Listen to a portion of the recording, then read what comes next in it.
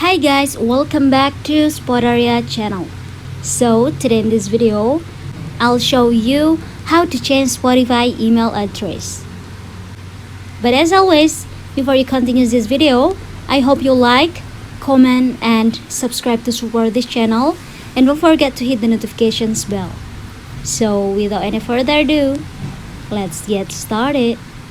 Well, first thing first, you have to go to your Spotify apps first.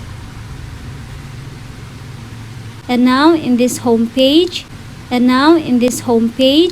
on the gear icon at the top right in the corner.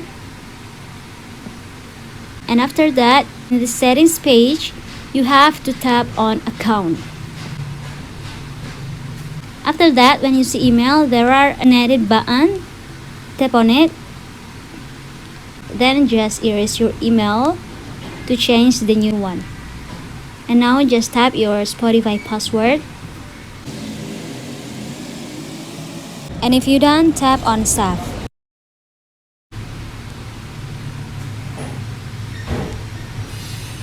So yeah guys, your email address has been updated. Well yeah guys, that's it. Thanks for watching this video. I hope this video will help you. Don't forget to leave your comment in the column below.